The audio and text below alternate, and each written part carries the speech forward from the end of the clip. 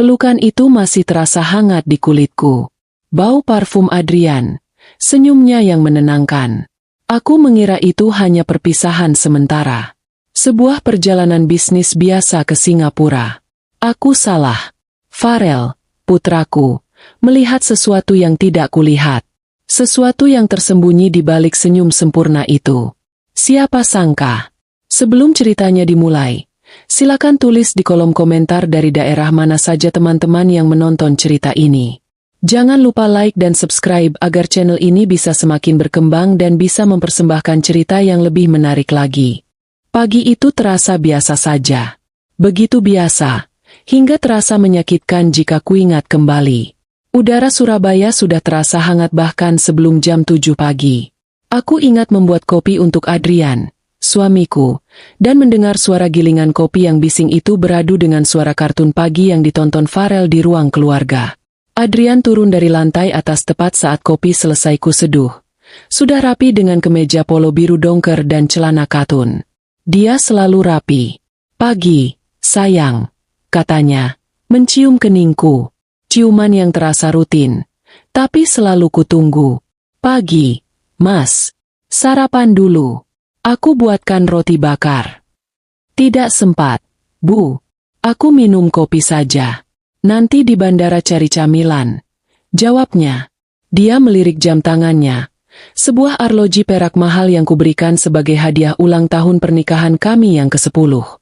Farel, putra kami yang berusia 7 tahun, berlari kecil dari ruang keluarga. "Ayah mau pergi, ya?" Adrian tertawa dan mengangkat Farel ke dalam pelukannya. "Iya, jagoan. Ayah ke Singapura sebentar. Ada urusan pekerjaan. Farel baik-baik ya di rumah sama ibu. Jangan nakal. Oleh-olehnya robot. Ya, yang bisa berubah jadi mobil," pinta Farel, memeluk leher ayahnya erat. "Pasti. Ayah carikan yang paling besar," janji Adrian.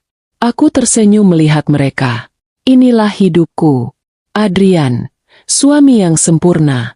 Seorang arsitek sukses yang berdedikasi pada keluarga. Farel, putra yang cerdas dan aktif. Kami tinggal di sebuah rumah besar yang nyaman di salah satu perumahan elit di Surabaya Barat. Hidupku sempurna. Tidak ada satupun celah yang membuatku curiga. Kami berangkat ke Bandara Internasional Juanda di Terminal 2. Adrian yang menyetir. Aku duduk di sebelahnya, dan Farel di kursi belakang, sibuk dengan tabletnya. Kami mengobrol ringan di sepanjang perjalanan. Tentang rencana renovasi kecil di dapur, tentang sekolah Farel, tentang kemacetan di Jalan Ahmad Yani. Semua obrolan normal sepasang suami istri. Setibanya di bandara, Adrian memarkir mobil. Dia hanya membawa satu koper kabin kecil dan satu tas ransel. "Perginya seminggu, Mas. Tapi kopernya kecil sekali?" tanyaku sambil berjalan menuju area keberangkatan. Adrian tersenyum santai. "Efisiensi, sayang. Di sana juga ada jasa cuci. Lagi pula ini kan perjalanan bisnis, bukan liburan. Bawa baju kerja secukupnya saja." Aku mengangguk. Masuk akal. Adrian memang orang yang sangat praktis. Suasana bandara ramai seperti biasa. Suara pengumuman keberangkatan dan kedatangan berbaur dengan deru langkah kaki dan roda koper. Kami mengantar Adrian sampai ke batas area check-in. Dia sudah web check-in sebelumnya, jadi dia bisa langsung menuju imigrasi. "Ya sudah, aku masuk dulu."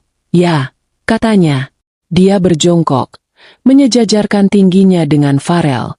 "Jagoan ayah, jangan rewel, ya. Nurut sama ibu." "Iya, ayah. Hati-hati." Farel memeluknya. Lalu Adrian berdiri dan menatapku. Dia menarikku ke dalam pelukan hangat. Pelukan yang terasa aman. Aku memejamkan mata sejenak, menghirup aroma parfumnya yang ku kenal. "Hati-hati ya, Mas. Jangan lupa kabari kalau sudah sampai hotel." "Pasti, Bu," bisiknya di telingaku. Aku titip Farel. Mas Adrian ngomongnya seperti mau pergi lama saja. Aku tertawa kecil sambil melepaskan pelukannya. Dia hanya tersenyum. Senyum yang selalu menenangkanku. Jaga diri baik-baik. Dia mengusap pipi Farel sekali lagi, lalu berbalik. Kami melambaikan tangan. Aku menggendong Farel sebentar agar dia bisa melihat ayahnya lebih jelas. Adrian melambai sekali lagi sebelum akhirnya menghilang di tikungan menuju pemeriksaan keamanan. Sudah, yuk, kita pulang. Rel, ajakku, menurunkan Farel. Kami berbalik, berjalan bergandengan tangan menuju pintu keluar. Bandara masih terasa dingin oleh AC. Aku memikirkan apa yang akan kumasak untuk makan siang. Tepat saat kami melewati sebuah kedai kopi, cengkeraman tangan Farel di tanganku mengerat. Sangat erat, sampai kuku-kukunya terasa menancap di kulitku. Aduh, Farel, sakit. Kenapa? Aku berhenti dan menatapnya. Putraku tidak menatapku. Matanya terpaku pada satu titik di kejauhan. Ke arah Adrian menghilang. Wajahnya pucat pasi. Bukan pucat karena sakit, tapi pucat karena ketakutan yang murni. Bibirnya bergetar. Farel, kamu kenapa? Sayang, sakit perut? Aku berjongkok di depannya, mencoba mencari matanya. Dia menoleh padaku. Matanya membesar, penuh dengan sesuatu yang belum pernah kulihat sebelumnya. Itu bukan rengekan anak kecil. Itu teror. Ibu, bisiknya. Suaranya begitu pelan, nyaris hilang di telan keriuhan bandara. Ibu, jangan pulang ke rumah. Alisku mengernyit. Apa maksudmu, Rel? Kita kan memang mau pulang. Jangan, Bu. Tolong. Desaknya. Air mata mulai menggenang di pelupuk matanya. Tapi dia tidak menangis. Dia terlalu takut untuk menangis. Tadi pagi sekali. Aku bangun mau minum. Aku dengar ayah bicara di telepon. Di ruang kerjanya. Jantungku mulai berdebar sedikit lebih cepat. Ayah kan memang sering terima telepon pagi-pagi. Sayang, kayaknya. Bukan, Bu. Potongnya cepat. Suaranya masih berbisik tapi penuh penekanan. Dia bicara tentang kita. Tentang rumah. Aku dengar nama ibu disebut. Nama aku disebut. Rasa dingin mulai menjalar di punggungku. Farel, kamu yakin? Mungkin kamu salah dengar. Kamu kan masih mengantuk. Aku yakin, Bu. Cengkeramannya semakin kuat. Dia bilang. Habiskan saja. Setelah dia pergi, pastikan beres. Begitu, Bu. Dia bilang, habiskan saja. Tolong, Bu. Kali ini percaya Farel. Jangan pulang ke rumah. Aku membeku. Duniaku seakan berhenti berputar selama beberapa detik. Di sekelilingku, orang-orang berlalu lalang. Suara pengumuman memanggil penumpang. Tapi aku hanya bisa mendengar bisikan Farel. Habiskan saja. Logikaku langsung memberontak. Ini Farel. Anakku yang punya imajinasi sangat liar. Minggu lalu dia bersumpah melihat ada ular di bawah tempat tidurnya, yang ternyata hanya sabuk kulit Adrian. Bulan lalu dia menangis karena mengira guru sekolahnya adalah alien. Dia sering mengarang cerita. Sayang, ujarku, mencoba setenang mungkin. Ayah tidak mungkin bicara seperti itu. Habiskan saja, itu bisa berarti apa saja. Mungkin habisi sisa makanan di kulkas? Atau habisi pekerjaan? Bukan, Bu. Nadanya marah. Dia tidak pernah semarah itu. Dia bilang, habiskan saja mereka. Aku dengar, Bu. Mereka. Itu kita, kan? Mereka. Kata itu menghantamku. Aku menatap mata putraku. Ketakutan di matanya begitu nyata. Begitu murni. Ini bukan Farel yang mengarang cerita tentang monster. Ini Farel yang baru saja mendengar sesuatu yang tidak bisa diproses oleh otaknya yang berusia 7 tahun. Otakku berputar cepat. Adrian? Suamiku yang lembut? Yang tidak pernah lupa membawakan bunga setiap ulang tahun pernikahan? Yang menangis saat Farel demam tinggi pertama kali? Tidak mungkin. Ini konyol. Aku pasti sudah gila jika mempercayai ini. Tapi, sebuah ingatan kecil melintas. Tadi pagi, saat Adrian turun, Dia sudah rapi. Biasanya dia akan mandi setelah aku bangun. Tapi pagi ini dia sudah siap. Lalu koper kecil itu. Untuk perjalanan seminggu. Dan pelukannya. Pelukan tadi. Rasanya sedikit terlalu erat. Sedikit terlalu lama. Seperti perpisahan. Jaga diri baik-baik. Aku merasa mual. Aku menatap keramaian bandara. Lalu aku menatap pintu keluar. Tempat mobil kami terparkir. Jalan pulang yang sudah kuhafal di luar kepala. Rumah kami yang aman dan nyaman. Lalu aku menatap Farel lagi. Dia masih gemetar. "Tolong, Bu," bisiknya lagi. Hampir putus asa. Aku membuat keputusan dalam sepersekian detik. Aku tidak tahu apa yang sedang terjadi. Aku tidak tahu apakah ini nyata atau hanya imajinasi anakku. Tapi aku tahu satu hal. Aku tidak akan pernah memaafkan diriku sendiri jika aku mengabaikannya dan sesuatu yang buruk terjadi. Aku menarik napas dalam-dalam. "Oke, sayang," kataku. Suaraku sedikit bergetar. "Kita tidak pulang ke rumah." Aku menggandeng tangan Farel erat-erat. Aku tidak berjalan kembali ke tempat parkir mobil kami. Aku berjalan lurus, keluar dari lobi kedatangan, dan langsung menuju antrean taksi bandara. Aku harus menjauh dari mobilku sendiri. Jika ada sesuatu yang salah, mobil kami adalah hal pertama yang akan mereka cari. Pikiran itu muncul begitu saja, seolah insting purbaku mengambil alih. "Ibu, kita mau kemana?" tanya Farel. Langkah kecilnya berusaha mengimbangi langkahku yang cepat. Kita cari sarapan dulu di tempat lain," jawabku, berusaha terdengar normal. Tapi suaraku pecah.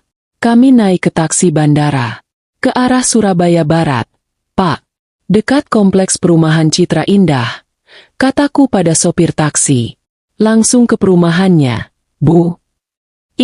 Turunkan saja di kafe 24 jam yang di depan gerbang utama," kataku. Sopir itu mengangguk dan melajukan taksinya.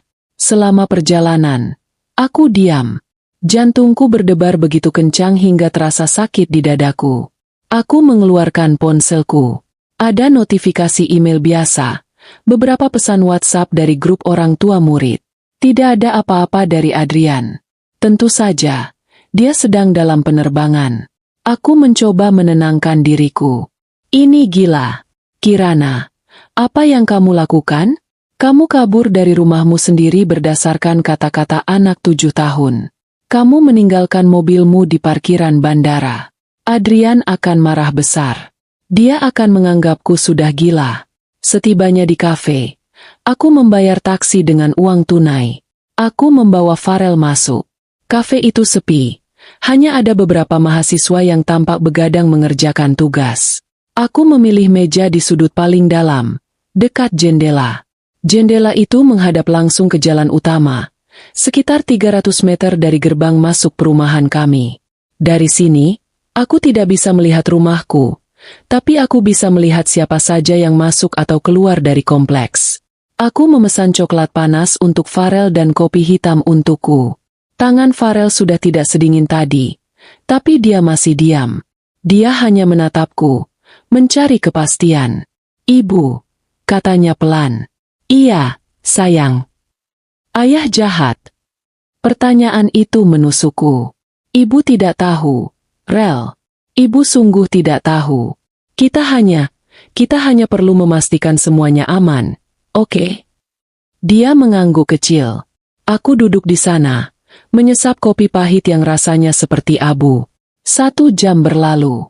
Tidak ada yang terjadi. Jalanan di depan kompleks sepi. Hanya beberapa mobil penghuni yang keluar masuk. Rasa bersalah dan bodoh mulai menjalari diriku. Aku pasti sudah gila. Adrian sedang dalam perjalanan bisnis. Mungkin, habiskan saja. Itu maksudnya habisi sisa budget proyek? Mungkin. Mereka. Itu maksudnya timnya di kantor? Dan Farel, yang masih setengah tidur, salah mengartikannya. Aku sudah menghancurkan segalanya. Aku membuat putraku ketakutan. Aku meninggalkan suamiku tanpa kabar. Aku bertingkah seperti orang paranoid. Aku melihat jam di ponselku. Sudah hampir jam 11 siang. Penerbangan Adrian ke Singapura hanya 1,5 jam. Seharusnya dia sudah mendarat sekarang. Tapi ponselnya pasti masih dalam mode pesawat. Farel, kataku pelan. Rasa sesak di dadaku. Ibu rasa kita salah. Mungkin ayahmu tidak bermaksud begitu. Mungkin kita harus pulang. Kita tunggu ayah telepon dari Singapura. Ya. Farel menatap cangkir coklatnya. Dia terlihat lelah. Tapi Farel takut. Bu. Tidak apa-apa. Ada ibu. Kita pulang, ya? Kita tidur siang. Nanti sore kita pesan pizza. Bujukku. Aku lebih banyak membujuk diriku sendiri daripada membujuknya.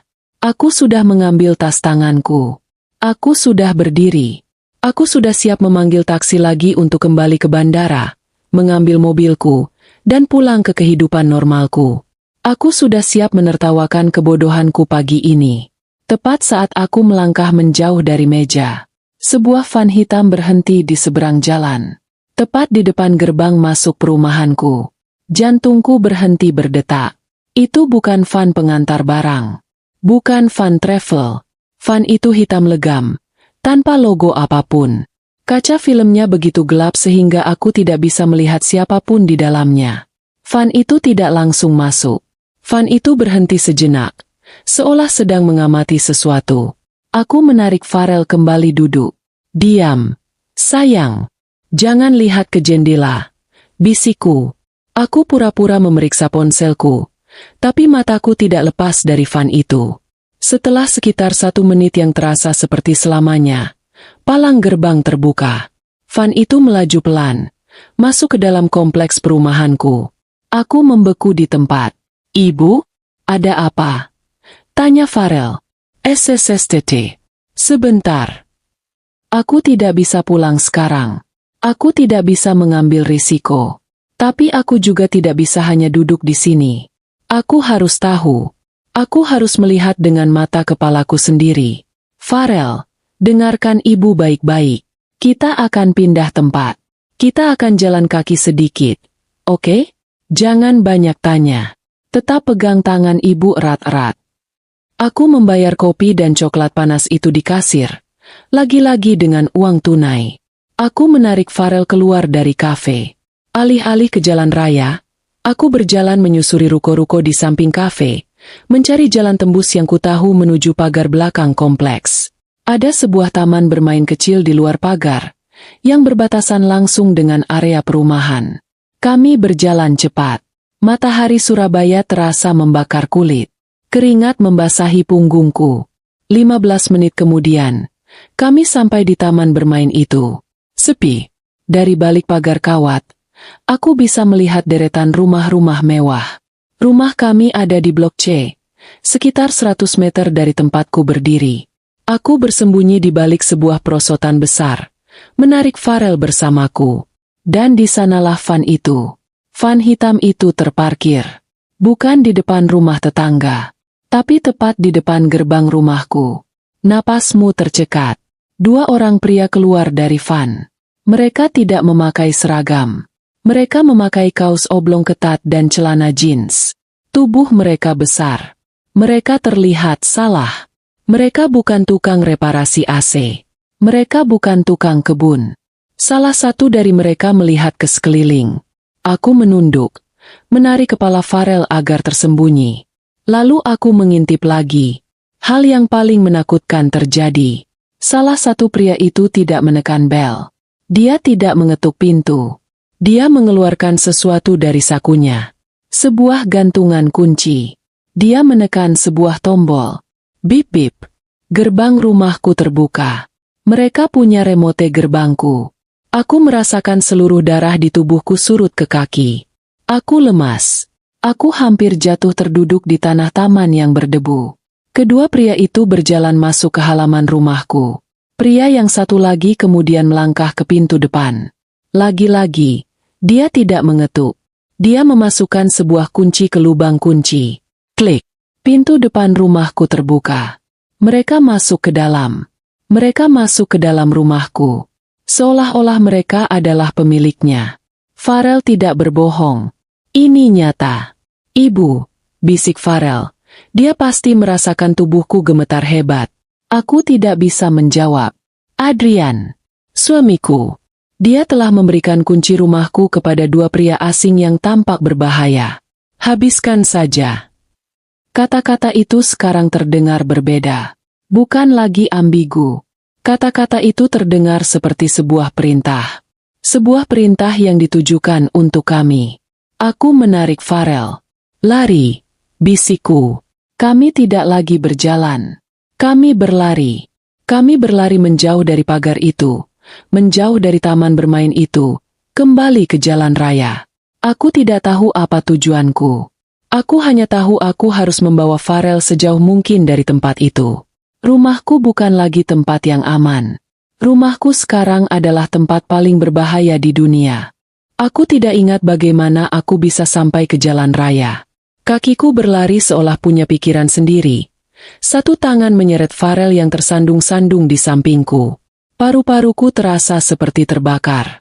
Suara remote gerbang yang membuka, suara kunci yang pas di lubang pintu rumahku, terus terngiang di telingaku. Bip-bip, klik. Suara-suara itu adalah akhir dari duniaku yang lama. Taksi! Teriakku. Suaraku parau. Aku melambai membabi buta ke arah mobil biru yang melaju. Mobil itu berhenti. Aku buru-buru membuka pintu belakang, mendorong Farel masuk lebih dulu, lalu melompat menyusulnya. Jalan, Pak! Jalan sekarang! Seruku, sambil membanting pintu. Sopir taksi itu, seorang bapak parubaya, menatapku kaget lewat kaca spion. Tujuan kemana, Bu? Tujuan. Otakku buntu. Aku tidak punya tujuan. Aku tidak bisa pulang. Aku tidak bisa ke rumah orang tuaku di Malang. Mereka akan panik dan Adrian pasti tahu aku akan ke sana. Aku tidak bisa ke rumah Gita, sahabatku. Van hitam itu, jika mereka tahu siapa aku, mereka mungkin tahu siapa teman-temanku. Jalan dulu saja, Pak, ke arah Sidoarjo. Menjauh dari sini, kataku, terengah-engah. Sopir itu mungkin menganggapku aneh. Seorang ibu dan anak laki-laki, tanpa tas, tanpa apa-apa selain baju yang melekat di badan, kabur di tengah hari bolong. Tapi dia hanya mengangguk dan menjalankan mobilnya. Aku memeluk Farel erat. Dia tidak menangis. Dia hanya diam. Wajahnya terbenam di kausku. Dia pasti sama terkejutnya denganku. Di dalam taksi yang melaju, aku mencoba bernapas. Aku memaksa otakku untuk berpikir jernih. Uang. Aku butuh uang tunai. Aku butuh tempat aman. Aku memeriksa dompetku. Ada sekitar 700.000 rupiah. Cukup untuk 1 atau 2 malam. Jika aku berhemat. Kartu debitku ada di sana. Kartu kredit juga. Tapi aku tidak berani menggunakannya. Jika Adrian bisa mengosongkan rekening, dia pasti bisa melacak kartu. Tunai. Aku harus mengandalkan uang tunai. Pak, kataku pada sopir taksi, mencoba menenangkan suaraku. Bisa tolong berhenti di ATM sebentar? ATM bank apa saja? Baik, Bu. Kami berhenti di sebuah minimarket yang memiliki beberapa mesin ATM. Farel, tunggu di sini sebentar. Kunci pintunya. Jangan buka untuk siapapun. Kataku. Aku keluar. Jantungku berdebar kencang. Aku merasa seperti buronan. Setiap orang yang melihatku terasa seperti sedang mengawasiku. Aku masuk ke bilik ATM. Aku memasukkan kartu debit dari rekening gajiku sendiri. Rekening terpisah yang biasa kugunakan untuk pengeluaran pribadiku. Isinya tidak pernah banyak. Tapi kuharap. Layar ATM menunjukkan saldo. 3.200.000 rupiah. Syukurlah. Itu tidak banyak. Tapi itu sesuatu. Aku menarik jumlah maksimal yang diizinkan. 3 juta rupiah. Uang itu keluar dengan suara mesin yang berisik. Aku buru-buru mengambilnya. Memasukkannya ke dalam saku celanaku. Bukan dompetku. Aku kembali ke taksi. Kita cari penginapan. Pak, yang sederhana saja. Di pinggir jalan raya. Arah luar kota. Kataku. Sopir itu mengangguk. Dia melajukan mobilnya ke arah selatan, meninggalkan batas kota Surabaya. Aku menoleh ke belakang, menatap gedung-gedung tinggi yang menjauh. Rasanya seperti melihat duniaku yang terbakar dari kejauhan. Setelah berkendara hampir 45 menit, kami memasuki area pinggiran yang lebih sepi. Ada beberapa losmen dan motel kecil di sepanjang jalan raya. Itu, Pak, yang itu saja, kataku, menunjuk sebuah bangunan 2 lantai dengan cat yang sudah agak kusam. Papan namanya bertuliskan, Motel Melati. Sederhana dan anonim. Sempurna. Aku membayar taksi dengan uang tunai, memberi lebih sedikit. Terima kasih, Pak. Aku menggandeng Farel masuk ke lobi motel yang remang-remang. Baunya seperti debu dan cairan pembersih lantai yang murah. Seorang resepsionis pria yang tampak bosan mendongak dari ponselnya. Kamar 1, Pak, untuk 1 malam. Kataku, KTP, Bu. Tanganku gemetar saat menyerahkan KTP-ku. Dia akan mencatat namaku. Irena. Jika mereka mencari. Tapi pria itu hanya melihatnya sekilas, mengetik sesuatu di komputer tuanya, lalu mengembalikan KTP-ku. 200.000, Bu. Tunai. Aku memberinya 2 lembar uang 100 ribuan dari uang yang baru kuambil. Dia memberiku sebuah kunci. Kunci logam biasa. Bukan kartu. Nomornya 207. Lantai 2. Naik tangga di sebelah sana. Katanya, kembali fokus pada ponselnya. Kami menaiki tangga yang terasa agak lengket. Lorong di lantai 2 gelap. Hanya ada 1 lampu neon yang berkedip-kedip di ujung. Aku mencari kamar 207. Aku membuka pintu. Bau kamar itu lebih parah. Campuran antara asap rokok yang sudah lama menempel dan kamper. Ada 1 tempat tidur ukuran queen dengan spray bermotif bunga yang warnanya sudah pudar. Sebuah TV tabung kecil diletakkan di atas meja kayu lapis yang reot. Kamar mandinya kecil, dengan tirai shower berbahan plastik. Ini sangat jauh berbeda dari kamar tidurku yang luas, dengan spray katun Mesir dan pendingin ruangan yang sejuk. Tapi saat itu, tempat ini terasa seperti benteng. Aku menutup pintu dan menguncinya. Ada 2 kunci. 1 kunci biasa, 1 lagi grendel rantai. Aku mengunci keduanya. Aku bahkan mendorong satu-satunya kursi di kamar itu untuk mengganjal pintu. Hanya setelah pintu itu terasa aman, aku akhirnya bisa bernapas. Aku bersandar di pintu, dan kakiku lemas. Aku merosot ke lantai. Ibu? Suara Farel terdengar kecil. Aku mendongak. Dia berdiri di tengah ruangan. Tampak begitu kecil dan hilang. Saat itulah aku sadar. Aku sudah panik. Aku sudah berlari. Tapi aku belum punya waktu untuk merasakan apapun.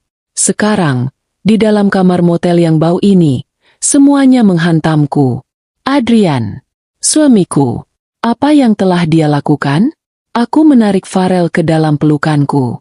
Kami hanya duduk di lantai berdebu itu. Aku memeluknya erat. Dan akhirnya aku menangis. Bukan tangisan yang keras, tapi tangisan tanpa suara yang membuat seluruh tubuhku berguncang. Aku menangisi rumahku. Aku menangisi kehidupanku yang sempurna. Aku menangisi suamiku, yang ternyata tidak pernah ku kenal. Farel membalas pelukanku. Ibu, jangan nangis. Farel di sini. Kata-katanya membuatku sedikit kuat. Aku menghapus air mataku. Aku harus kuat. Demi dia. Ibu tidak apa-apa. Sayang. Ibu cuma kaget. Sekarang, Farel harus istirahat, ya? Kamu pasti capek sekali. Aku membawanya ke tempat tidur. Aku tidak berani membuka spraynya. Aku hanya membaringkannya di atas bed cover yang kaku itu. Dia kelelahan. Matanya sudah setengah terpejam. Trauma hari ini terlalu berat untuk anak seusianya. Dalam beberapa menit, dia tertidur. Napasnya teratur. Aku duduk di kursi yang tadi kugunakan untuk mengganjal pintu. Aku memandangi putraku yang tertidur. Kamar itu semakin gelap seiring senja berganti malam. Aku tidak menyalakan lampu. Aku hanya duduk dalam kegelapan. Ponselku ada di genggamanku. Aku harus tahu. Aku harus mencoba menghubunginya. Mungkin ini semua salah paham yang luar biasa. Mungkin pria-pria itu adalah suruhan bank? Mungkin rekeningnya dibekukan karena aktivitas mencurigakan? Otakku berusaha mencari penjelasan logis. Dengan tangan gemetar, aku membuka daftar kontakku. Adrian, suami. Aku menekan tombol panggil. Panggilan itu tidak berdering. Tidak ada nada sambung. Tut. Nomor yang Anda tuju sedang tidak aktif atau berada di luar jangkauan layanan. Cobalah beberapa saat lagi. Suara operator wanita itu terdengar impersonal. Aku mencoba lagi. Nomor yang Anda tuju sedang tidak aktif. Lagi. Dan lagi. Selalu sama. Dia mematikan ponselnya. Atau dia sudah mengganti kartunya. Dia tidak ingin dihubungi. Rasa dingin yang baru menjalari diriku. Ini bukan salah paham. Lalu, aku teringat sesuatu. Sesuatu yang membuat perutku mulas. Aplikasi mobile banking kami. Kami punya 2 rekening.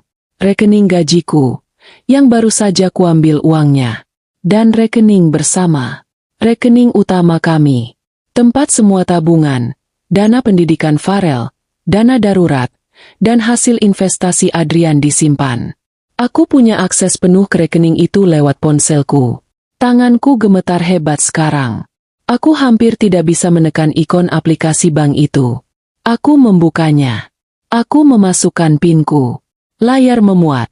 Nama rekening. Kirana Devi Adrian Wiratama. Jenis rekening. Tabungan bersama. Lalu aku melihat saldonya. Saldo tersedia. 0 rupiah. 0. Aku mengedipkan mata. Mungkin ini kesalahan aplikasi. Aku merefresh halamannya. 0 rupiah. Aku menekan tombol, mutasi rekening. Aku ingin melihat riwayat transaksi. Dan di sanalah itu. Tanggal hari ini. Jam 6.15 pagi. Jenis transaksi. Transfer antar bank. Keterangan. Jumlah. 1.245.870.000 rupiah. 1.245.870.000 rupiah. Status. Berhasil. Semuanya. Dia mengambil semuanya. Sampai habis. Jam 6.15 pagi. Saat itu aku sedang di dapur. Aku sedang tersenyum sambil mengadu kopinya. Dia, di ruang kerjanya, dengan tenang, memindahkan seluruh tabungan hidup kami ke rekening lain yang tidak ku ketahui. Lalu dia turun. Dia mencium keningku. Dia memeluk Farel. Dia berjanji akan membelikan robot. Rasa mual yang hebat naik ke tenggorokanku. Aku berlari ke kamar mandi. Nyaris tidak sempat berlutut di depan toilet. Aku muntah. Aku memuntahkan kopi pagi dan sisa roti yang kumakan. Tapi rasanya aku sedang memuntahkan seluruh kehidupanku selama 11 tahun terakhir. Ini bukan lagi firasat. Ini bukan imajinasi Farel. Ini adalah kenyataan. Adrian telah merencanakan ini. Dia kabur. Dia meninggalkan kami tanpa uang sepeser pun. Dan dia mengirim orang-orang itu ke rumah. Habiskan saja. Aku sekarang mengerti. Dia tidak hanya meninggalkan kami. Dia meninggalkan kami untuk dihabisi. Aku sendirian. Aku bangkrut. Dan aku menjadi target. Aku tidak tidur sama sekali malam itu. Aku duduk di kursi reot itu, membelakangi pintu, memandangi Farel yang tidur gelisah di bawah cahaya remang-remang dari jendela. Setiap kali ada suara motor di jalan raya, atau suara pintu dibanting di lorong, aku menahan napas. Apartemen kami yang sunyi di perumahan elit terasa seperti di kehidupan lain. Di sini, di Motel Melati, kenyataan begitu kasar. Suara-suara kehidupan orang lain yang putus asa menembus dinding tipis. Saat fajar mulai menyingsing, aku tahu aku tidak bisa hanya diam di sini. Uang 3 juta di sakuku tidak akan bertahan lama. Aku butuh bantuan. Aku butuh seseorang dari duniaku yang lama untuk menarikku keluar dari mimpi buruk ini. Gita, sahabatku, kami sudah seperti saudara. Dia tahu segalanya tentang aku. Dia ada di sana saat aku menikah dengan Adrian. Dia yang menggendong Farel saat baru lahir. Dia pasti akan percaya padaku. Dia akan tahu apa yang harus dilakukan. Aku mengambil ponselku. Baterainya tinggal 30%. Aku harus menghematnya. Aku menekan nomor Gita. Berdering sekali. 2 kali. Halo? Suara Gita terdengar serak. Khas orang baru bangun tidur. Git. Suaraku pecah. Aku tidak bisa menahannya. Air mata yang kutahan semalaman langsung tumpah. Kirana? Ya Tuhan, Kir. Kamu kenapa? Ini masih jam 5:30 pagi. Kamu nangis? Ada apa dengan Farel? Kepanikan langsung terdengar dalam suaranya. Gita, tolong aku. Git. Isaku. Adrian. Adrian kenapa? Dia kecelakaan? Pesawatnya? Bukan. Dia jahat. Git. Dia penipu. Dia pergi. Dia ninggalin kami. Dia ngosongin semua rekening kami. Semua tabungan habis. Git. No. Dan dia kirim orang ke rumah. Aku menceritakan semuanya dengan cepat. Tersandung-sandung oleh isakanku sendiri. Tentang bisikan Farel di bandara. Tentang van hitam itu. Tentang kunci yang mereka miliki. Tentang aku yang kabur. Tentang kamar motel yang menjijikan ini. Terjadi keheningan panjang di seberang telepon. Yang kudengar hanya napas Gita. Git, kamu masih di sana? Tanyaku, takut. Kirana sayang. Suara Gita berubah. Nada paniknya hilang. Digantikan oleh nada sabar. Nada yang digunakan orang dewasa untuk menenangkan anak kecil yang baru bermimpi buruk. Kirana, dengar. Kamu di mana sekarang? Kamu pasti capek sekali. Adrian baru berangkat. Kamu pasti stres. Aku tidak stres. Git. Ini nyata. Aku di motel di daerah Sidoarjo. Aku tidak tahu nama jalannya. Aku takut. Oke. Tenang dulu. Kata Gita. Pelan-pelan. Kamu bilang Adrian mengosongkan rekening bersama? Rekening yang miliaran itu? Kir. Yang benar saja. Itu kan uang besar. Mungkin ada kesalahan bank. Sering sekali terjadi pemindahan sistem atau apa. Kamu yakin saldonya 0? Aku lihat sendiri. Git. Ada transaksi transfer 1,2 miliar jam 6 pagi tadi. Teriakku, frustrasi. Ya, mungkin dia memindahkannya ke rekening deposito baru? Atau rekening investasi? Dia kan arsitek. Dia pintar mengelola uang. Dia kan pernah bilang mau buka rekening baru atas nama kalian berdua. Bukan, Git. Ini rasanya beda. Lalu bagaimana dengan orang-orang di rumah? Gita menghela napas. Kirana, pria di rumahmu. Kamu yakin mereka bukan tukang? Adrian pernah bilangkan AC di kamar tamu rusak? Mungkin dia panggil tukang reparasi AC? Dia kan sudah bayar di muka. Jadi dia kasih kunci gerbangnya. Itu logis, kan? Mereka tidak terlihat seperti tukang reparasi. Git. Mereka besar-besar. Dan mereka menyeramkan. Kamu melihat mereka dari jarak 100 meter. Kir. Dari balik pagar taman bermain. Bagaimana kamu bisa tahu mereka menyeramkan? Ayolah. Kir. Ini Adrian yang kita bicarakan. Adrian. Aku terdiam. Dia tidak percaya padaku. Dengar, lanjut Gita. Aku tahu kamu dan Farel punya hubungan yang unik. Farel anak yang sensitif. Imajinasinya kuat. Habiskan saja mereka? Ya ampun, Kir. Itu bisa berarti apa saja. Habiskan saja pekerjaan mereka.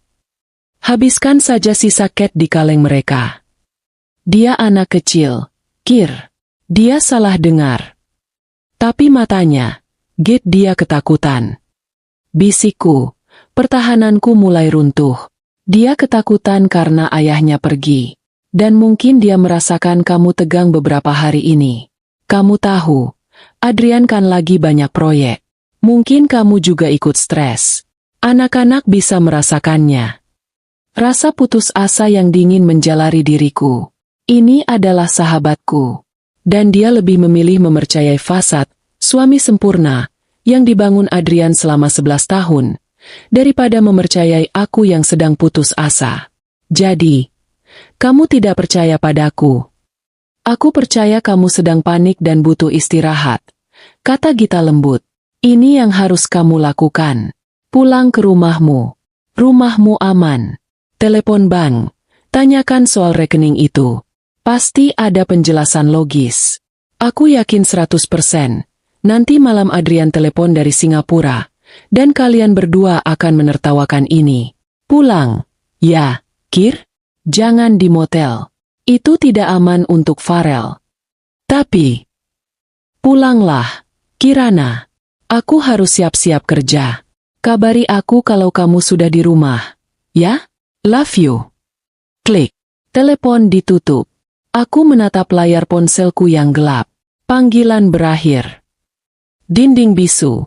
Aku baru saja menghantamnya. Gita, jaring pengaman sosialku, telah menganggapku gila. Dia menyuruhku pulang. Pulang ke rumah tempat dua pria asing menunggu kami. Aku sendirian. Rasa takut berubah menjadi sesuatu yang lain. Sesuatu yang dingin dan keras. Amarah. Jika Gita tidak mau membantuku, aku akan mencari bantuan lain. Ada hukum di negara ini. Ada polisi. Aku membangunkan Farel. Sayang, bangun. Kita harus pergi lagi. Dia terbangun dengan bingung. Kita mau kemana, Bu? Kita mau ke kantor polisi. Kita akan minta tolong sama Pak Polisi.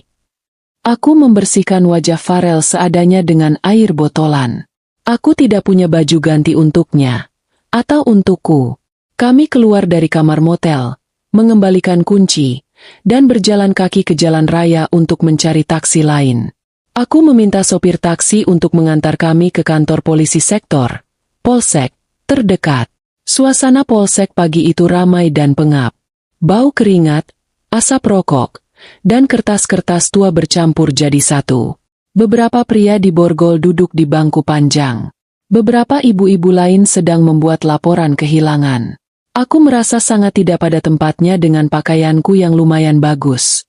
Aku mengambil nomor antrean dan menunggu. Farel duduk diam di sampingku, memegang tanganku erat. Setelah hampir 1 jam, namaku dipanggil. Ibu Kirana Devi. Aku menghampiri meja seorang petugas polisi yang tampak lelah. Dia mungkin seusiaku, tapi wajahnya terlihat jauh lebih tua.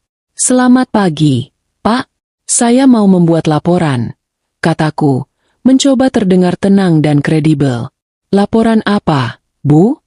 Tanyanya, sambil menyiapkan formulir. Rumah saya dimasuki orang asing. Dan suami saya. Petugas itu mendongak. Dimasuki?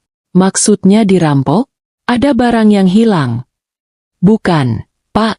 Tidak dirampok. Mereka masuk pakai kunci. Kunci dari suami saya. Suami saya baru saja pergi ke Singapura pagi kemarin. Lalu 2 pria asing ini masuk ke rumah saya. Saya takut, Pak. Jadi saya bawa anak saya kabur. Alis petugas itu berkerut. Tunggu, Bu. Saya bingung. Jadi suami ibu yang menyuruh orang-orang ini ke rumah ibu? Saya rasa begitu, Pak. Tapi saya yakin mereka orang jahat. Mereka mau mencelakai kami. Ibu punya bukti mereka mau mencelakai ibu? Mereka mengancam ibu? Atau melakukan kekerasan? Tidak, Pak. Tapi anak saya dengar suami saya bicara di telepon. Dia bilang, habiskan saja mereka. Dan yang paling penting, Pak, suami saya mengambil semua uang di rekening bersama kami. Dia mengosongkan rekeningnya. Dia meninggalkan kami tanpa apa-apa. Aku menceritakan semuanya. Berharap kali ini aku akan didengar. Petugas itu menghela napas panjang. Dia meletakkan pulpennya. Ibu Kirana, begini ya, katanya dengan nada datar. Pertama, soal orang di rumah ibu. Kalau mereka masuk pakai kunci yang diberikan suami ibu, secara hukum kami tidak bisa bilang itu memasuki secara ilegal. Itu bisa jadi temannya, saudaranya, atau seperti yang ibu bilang, tukang yang disuruh suami ibu. Kami tidak bisa mengusir mereka kecuali ada bukti tindak kekerasan atau ancaman. Tapi saya pemilik rumahnya juga, Pak. Dan suami ibu juga pemiliknya, kan? Dia berhak mengizinkan siapa saja masuk. Aku terdiam. Kedua, lanjutnya. Soal uang. Rekening itu atas nama siapa? Atas nama kami berdua. Rekening bersama. Petugas itu menggelengkan kepalanya sedikit. Nah, itu masalahnya, Bu. Suami mengambil uang dari rekening bersama. Itu bukan tindak kriminal. Itu bukan pencurian. Itu uang suami ibu juga. Mau dia ambil serupiah, atau dia ambil semuanya, secara hukum itu hak dia. Tapi itu semua tabungan kami. Uang sekolah anak saya. Suaraku mulai naik. Itu masalah perdata, Bu. Masalah rumah tangga. Kalau ibu merasa dirugikan, ibu bisa urus surat-surat ke pengadilan agama. Ajukan gugatan cerai, minta ganti rugi, atau hak asuh anak. Tapi polisi tidak bisa terlibat. Kami tidak bisa menangkap suami ibu karena dia mengambil uang dari rekeningnya sendiri. Aku menatapnya. Tidak percaya. Jadi, Bapak tidak bisa membantu saya sama sekali. Kami bisa membuat laporan, orang hilang, untuk suami ibu, kalau ibu mau. Tapi dia kan jelas perginya. Ke Singapura. Bukan hilang. Atau kami bisa kirim mobil patroli untuk melihat-lihat ke rumah ibu. Tapi kalau orang di dalam bilang mereka tamu suami ibu, kami tidak bisa berbuat apa-apa. Jangan, kataku cepat. Jangan kirim patroli. Itu akan membuat mereka tahu saya melapor. Petugas itu mengangkat bahu. Ya sudah, saran saya, ibu coba hubungi keluarga suami ibu.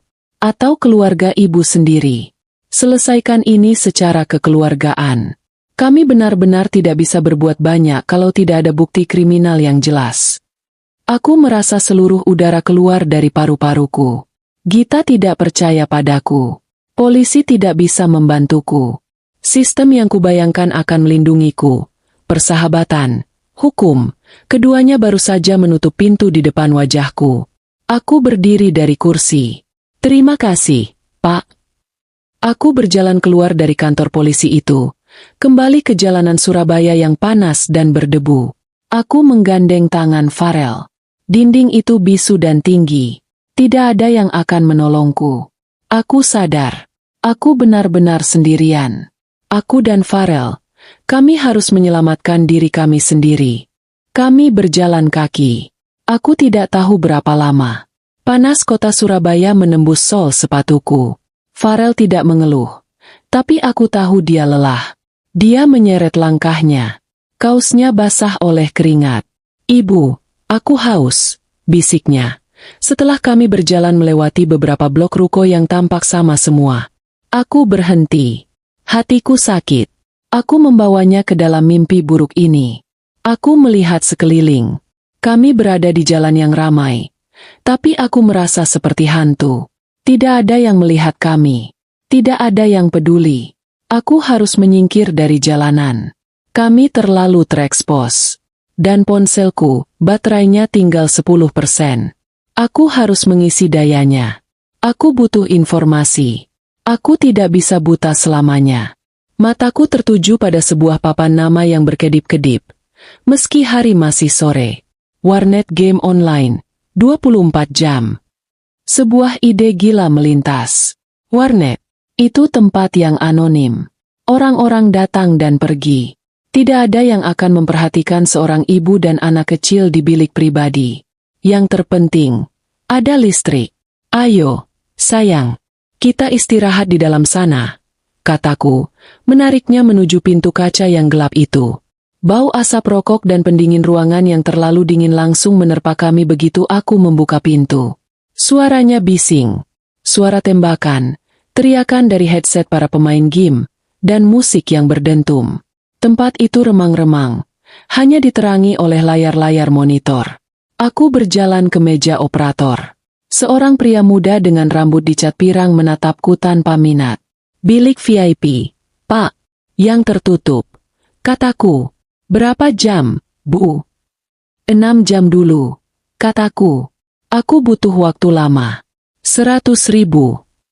Aku menyerahkan uang 100.000 terakhir dari dompetku. Sisa uang tunai yang baru kuambil masih aman di saku celanaku. Dia memberiku kertas login dan menunjuk ke sebuah lorong sempit di belakang. Bilik nomor 3. Di pojok. Katanya. Aku menggandeng Farel. Bilik itu kecil. Mungkin hanya 2 kali 2 meter. Ada sofa kulit imitasi yang sudah sobek di beberapa bagian. Satu komputer. Dan yang paling penting, sebuah stop kontak.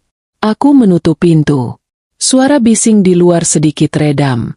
Farel, duduk di sini, kataku, menunjuk sofa. Aku mengeluarkan ponselku dan kabel charger yang untungnya selalu kubawa di dalam tas tanganku. Aku mencolokkannya. Layar ponselku menyala, menunjukkan ikon pengisian daya. Aku merasa sedikit lega. Ibu mau apa? Tanya Farel. Dia duduk dan memeluk lututnya. Ibu perlu cari tahu sesuatu. Kamu istirahat saja. Di sini aman. Aku membeli 2 botol air mineral dan sebungkus biskuit dari operator tadi. Farel minum dengan rakus, lalu memakan beberapa keping biskuit. Kelelahan akhirnya mengalahkannya. Dia berbaring miring di sofa sempit itu, dan dalam beberapa menit, dia tertidur. Aku duduk di kursi komputer. Aku menatap layar login. Apa yang harus kucari? Aku tidak punya apa-apa. Hanya nama suamiku dan firasat buruk. Lalu aku teringat. Tablet. Tablet lama Farel. Adrian yang menyiapkannya. Dia menggunakan akun Google keluarga kami.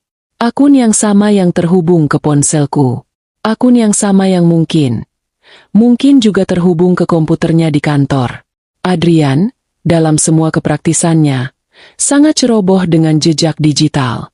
Dia pikir dia satu-satunya yang pintar. Aku tidak menyalakan komputer warnet. Aku tidak berani memasukkan passwordku di mesin asing. Aku menunggu. Aku menunggu ponselku terisi daya hingga 30%. Rasanya seperti menunggu berjam-jam. Setelah terisi cukup, aku mencabutnya. Aku duduk di sofa, di sebelah Farel yang tertidur. Aku membuka ponselku. Aku tidak membuka email. Aku membuka aplikasi peramban Chrome. Aku menekan ikon profilku di pojok kanan atas. Benar saja. Akun keluarga.wiratama@gmail.com masih aktif. Aku masuk ke menu, kelola akun Google Anda. Lalu aku menekan, data privasi. Lalu, aktivitas saya. Jantungku berdebar kencang. Layar itu memuat daftar semua yang pernah dilakukan akun ini. Aku melihat aktivitasku.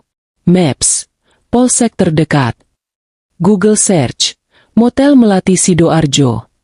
Aku terus menggulir ke bawah, melewati aktivitas Farel.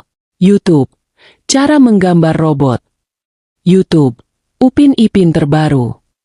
Lalu aku melewatinya. Aku sampai di aktivitas kemarin pagi. Sebelum bandara, aktivitas dari perangkat, Windows PC, komputer kantornya, dan di sanalah itu. Pukul 5.30 pagi, Google Search, pinjaman online cepat cair bunga rendah. Aku mengernyit. Kenapa Adrian mencari pinjaman? Aku gulir lagi. Pukul 5.32 pagi, Google Search, butuh dana cepat 100 juta hari ini. Pukul 5.35 pagi. Google Search. Situs judi bola terpercaya. Aku menahan napas. Judi? Adrian? Suamiku yang selalu menasihatiku agar tidak boros? Semakin ke bawah, semakin buruk. Ini bukan riwayat pencarian seminggu terakhir. Ini berbulan-bulan. 3 bulan lalu. Google Search. Cara menang slot online. 2 bulan lalu. Google Search. Gadai BPKB mobil tanpa survei Surabaya. 1 bulan lalu. Google Search. Cara melunasi utang 500 juta. 2 minggu lalu. Google Search. Rentenir Surabaya non-bank. 1 minggu lalu. Google Search. Bahaya gagal bayar pinjaman rentenir. Tanganku gemetar hebat. Aku hampir tidak bisa memegang ponselku. Rentenir. Utang. Judi. Ini bukan Adrian yang ku kenal. Ini orang asing. Lalu aku melihat pencarian terakhir. Pencarian yang membuatnya mengambil keputusan final. 3 hari lalu. Pukul 2.17 pagi. Google Search. Cara kabur ke luar negeri tanpa terdeteksi. 3 hari lalu. Pukul 2.19 pagi. Google Search. Utang puluhan miliar apakah bisa dipidanakan? Puluhan miliar. Aku merasa mual lagi.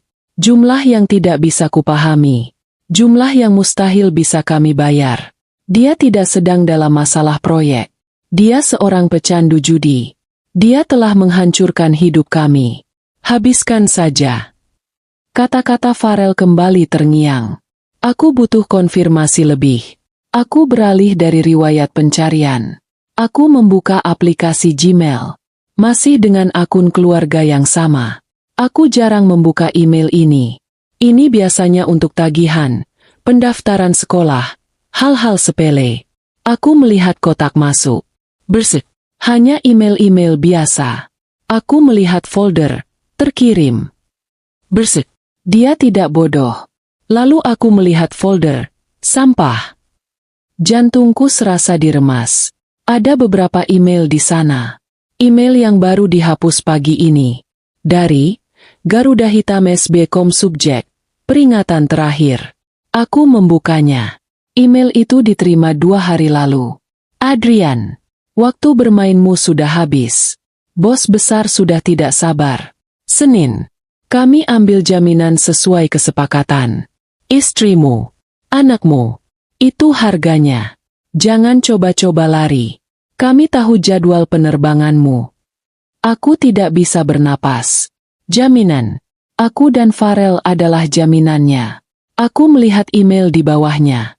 Sebuah email balasan. Dari Adrian. Dari folder, sampah. Yang berarti dia mengirimnya lalu langsung menghapusnya. Aku mohon, Jen, beri aku waktu. Aku akan ke Singapura. Aku punya rencana lain. Rencana besar. Aku akan dapat uangnya. Aku akan bayar lunas.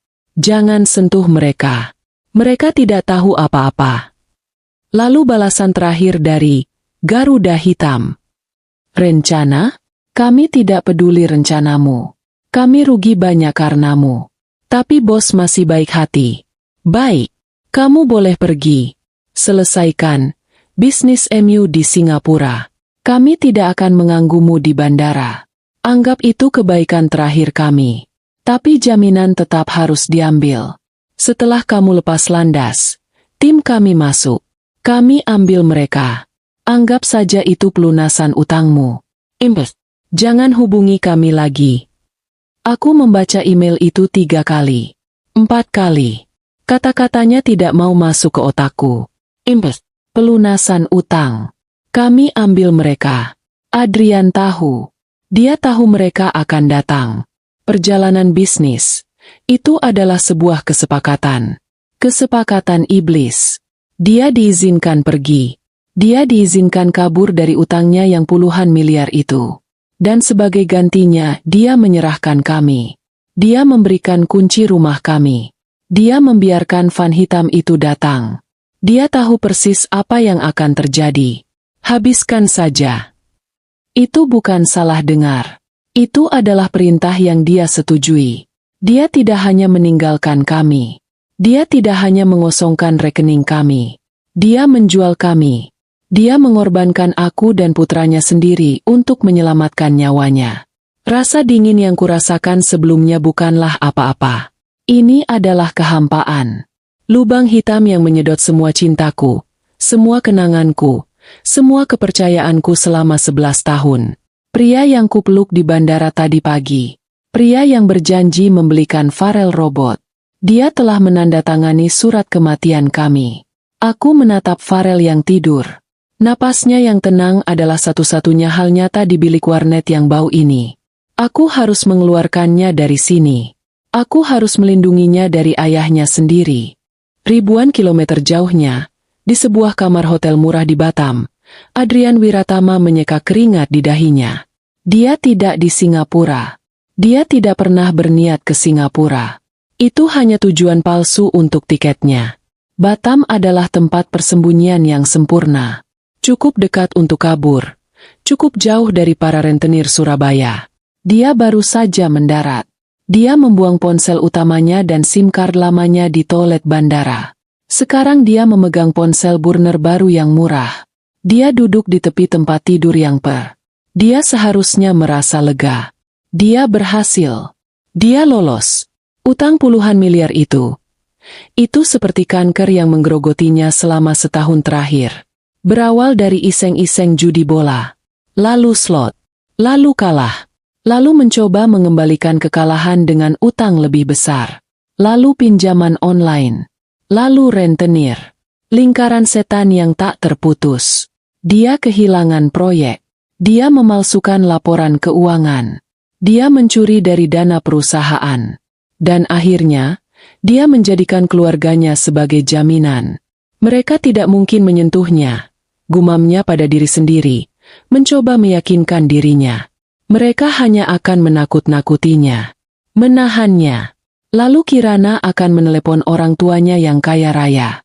Ayahnya akan membayar utang itu untuk menyelamatkan putri kesayangannya. Ya, itu rencananya. Dia menipu semua orang, termasuk rentenir itu. Dia bilang Kirana adalah ahli waris tunggal. Padahal dia tahu, ayah Kirana tidak akan pernah memberinya sepeser pun. Tapi sekarang, dia bebas. Kirana dan Farel, mereka akan mengurus diri mereka sendiri. Dia butuh konfirmasi. Dia harus tahu apakah transaksi itu sudah selesai. Dia memasukkan SIM card lamanya ke dalam ponsel barunya. Dia perlu nomor telepon Garuda Hitam yang tersimpan di sana. Dia menyalakan ponsel itu hanya untuk 1 menit. Begitu sinyal masuk, ponsel itu meledak. Puluhan notifikasi pesan. Belasan panggilan tak terjawab. Semua dari satu nama, Kirana. Dia mengerutkan dahi. Kenapa Kirana meneleponnya terus-menerus? Seharusnya saat ini Kirana sedang sibuk. Seharusnya dia sedang ketakutan di rumah, dikelilingi oleh orang-orang Garuda Hitam. Ada yang tidak beres. Rasa lega yang tadi dirasakannya menguap, digantikan oleh rasa dingin yang menusuk. Dia buru-buru menyalin nomor Pak Hitam ke ponsel barunya, lalu mematikan SIM card lama itu. Dia memasukkan SIM card barunya yang anonim. Dia menekan nomor itu. "Halo," katanya, mencoba terdengar tenang. "Ini saya. Bagaimana? Apakah paketnya sudah diterima dengan baik?" Terdengar suara geraman di seberang sana. "Paket apa? Anjing!" Suara itu membentak. "Rumahmu kosong. Tidak ada siapa-siapa. Kamu pikir kamu bisa menipu kami?" Darah Adrian serasa membeku. "Kosong? Apa maksudmu kosong? Tidak mungkin. Aku mengantar mereka ke bandara. Mereka pasti pulang ke rumah. Van kami sudah mengawasi rumah itu sejak jam 10 pagi. Mereka tidak pernah pulang. Kamu menipu kami, Adrian. Kamu menyuruh mereka kabur." Aku tidak tahu." Gagap Adrian. Panik mulai menjalari tenggorokannya. "Ini di luar rencana. Kamu tahu kesepakatannya," bentak suara itu. "Kamu bebas. Kami ambil jaminan. Sekarang jaminannya hilang. Itu artinya kesepakatan batal. Utangmu kembali, Adrian. Puluhan miliar. Dan sekarang, kami tidak hanya mau jaminanmu. Kami mau kamu." Tunggu, teriak Adrian. "Beri aku waktu. Aku akan temukan mereka. Aku akan bawa mereka kembali padamu. Aku janji." "Kami tidak percaya janjimu lagi. Tapi bos besar bilang dia memberimu 24 jam. Temukan istri dan anakmu. Serahkan pada kami. Kalau tidak di Batam, di Singapura, atau di lubang tikus manapun kamu bersembunyi, kami akan temukan kamu. Dan kami akan menghabisimu." Klik. Telepon ditutup. Adrian menatap ponsel di tangannya. Dia gemetar. Tapi bukan karena takut. Dia gemetar karena amarah. Kirana. Entah bagaimana, dia tahu. Kirananya yang polos. Kirananya yang penurut. Dia telah menghancurkan satu-satunya jalan keluar baginya. Dia telah mengacaukan segalanya. Karena Kirana kabur, sekarang dia yang diburu. Para rentenir itu tidak main-main. Mereka akan menemukannya. Mereka akan menyiksanya. Dia tidak punya pilihan. Dia harus menemukan Kirana lebih dulu. Dia harus menyeret Kirana dan Farel kembali. Dia harus menyerahkan mereka kepada para penagih utang itu untuk menyelamatkan kulitnya sendiri. Topeng, suami sempurna, yang telah dia pakai selama 11 tahun luruh seketika. Yang tersisa hanyalah seorang pengecut yang putus asa. Seekor tikus yang terpojok. Dan tikus yang terpojok akan melakukan apa saja untuk bertahan hidup. Dia mengeluarkan SIM card lamanya sekali lagi. Dia melihat log panggilan. Kirana baru saja mencoba meneleponnya lagi 1 menit yang lalu. Dia masih menggunakan nomor yang sama. Bodoh. Kirana bodoh. Dia menekan tombol panggil. Di bilik warnet yang pengap, ponsel Kirana bergetar di tangannya. Dia menatap layar itu. Adrian, suami. Setelah semua yang baru saja dia baca, email-email itu, riwayat pencarian itu, pria yang baru saja menjualnya sebagai pelunasan utang sekarang meneleponnya. Amarah yang dingin memberinya kekuatan. Dia menekan tombol hijau. Dia tidak berkata apa-apa. Dia hanya mendengarkan. Kirana. Suara itu. Suara yang sama yang membisikkan kata cinta di telinganya. Sekarang terdengar panik. Kirana? Ya Tuhan. Sayang. Kamu di mana?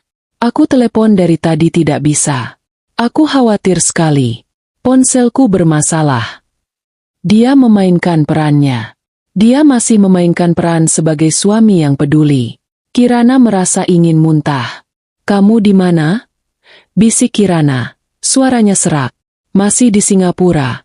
Ini baru mendarat. Baru bisa nyalakan ponsel. Tunggu. Suaramu kenapa? Kamu baik-baik saja? Farel mana? Kalian di rumah, kan? Dusta. Dusta di atas dusta. Kenapa? Kenapa rekeningnya kosong? Adrian, tanya Kirana.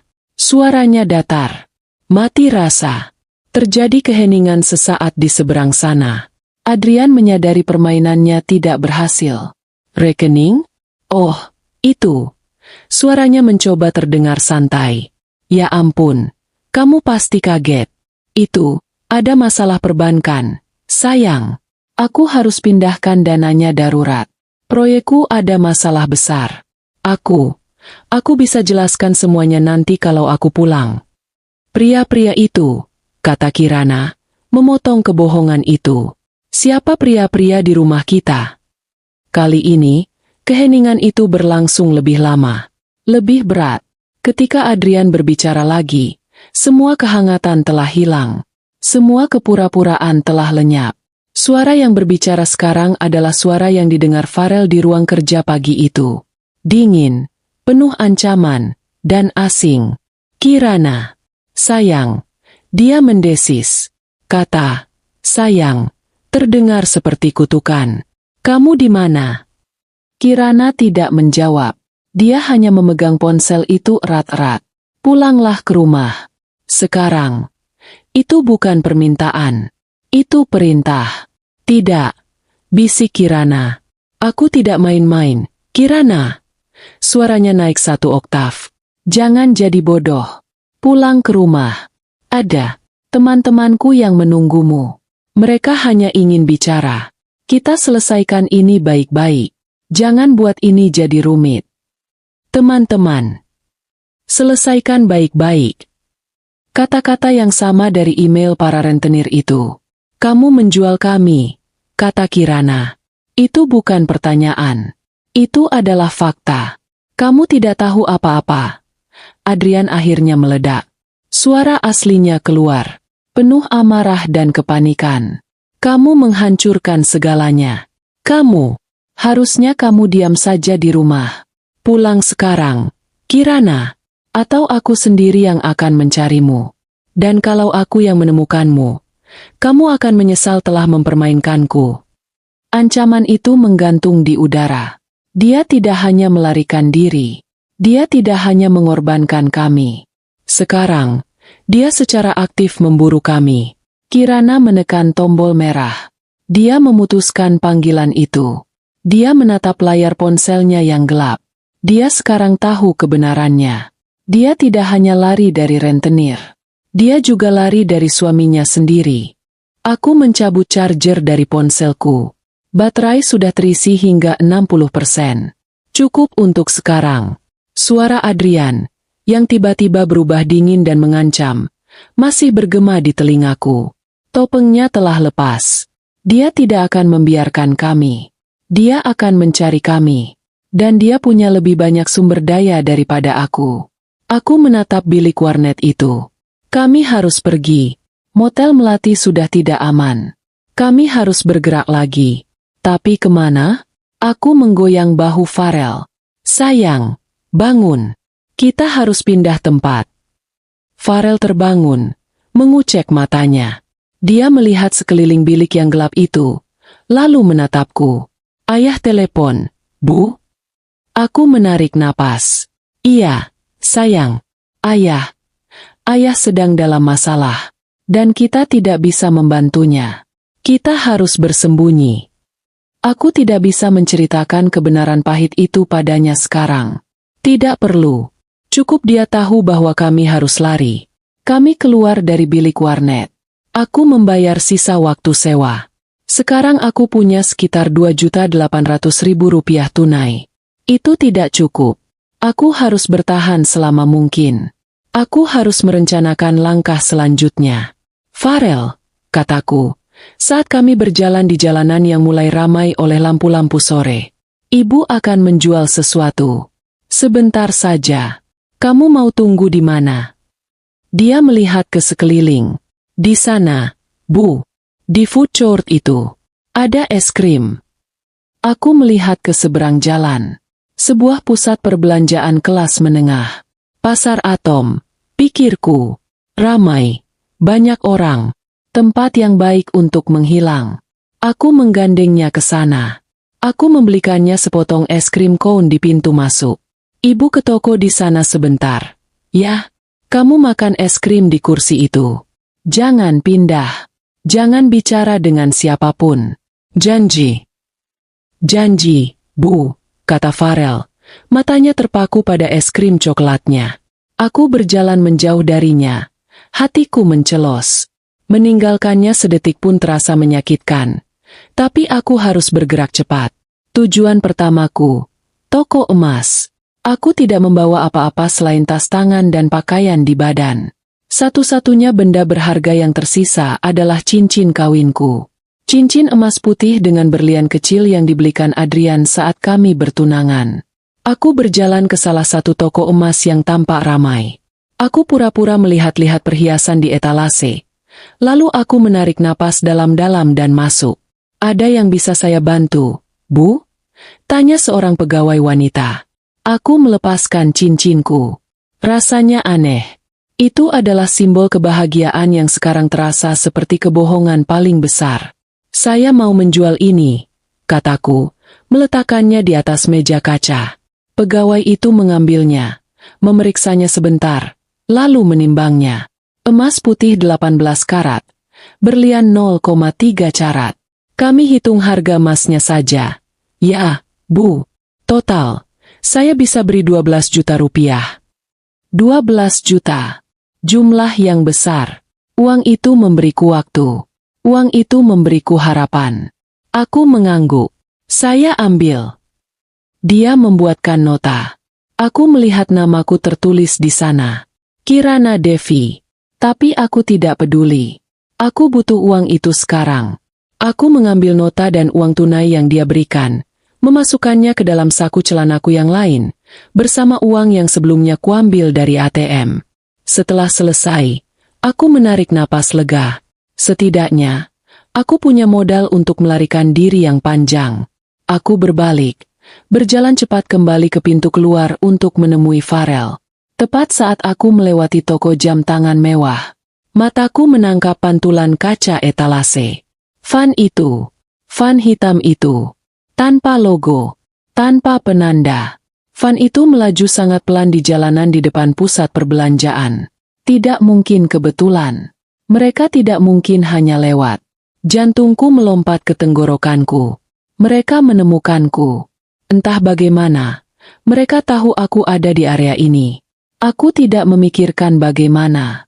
Aku hanya tahu aku harus segera keluar dari sini. Aku memelankan langkah. Aku pura-pura mengambil ponsel. Aku melihat ke arah Farel. Dia duduk tenang di kursinya, menjilati es krimnya. Dia belum melihat Van itu. Aku harus ke dia. Aku berjalan dengan santai, mencoba tidak terlihat panik. Setiap langkah terasa seperti berjarak 1 kilometer. Saat aku hampir sampai di kursinya, Van itu berhenti, tepat di depan pintu masuk. Dua pria keluar dari van. Pria-pria yang sama. Besar, berwajah keras, mengenakan kaos oblong ketat. Satu dari mereka melihat ke sekeliling. Matanya menyapu keramaian. Lalu matanya tertuju padaku. Tatapannya terpaku. Dia tidak bereaksi. Dia hanya menatap. Dan saat itulah aku tahu. Mereka pasti melihatku masuk toko emas. Atau mereka melacak sinyal ponselku. Aku lupa mematikan ponselku setelah telepon Adrian. Itu kesalahanku. Wajah pria itu tidak menunjukkan emosi. Tapi matanya mengatakan segalanya. Aku tidak punya waktu. Aku berbalik cepat. Aku tidak menuju ke pintu keluar. Aku lari. Farel, teriakku.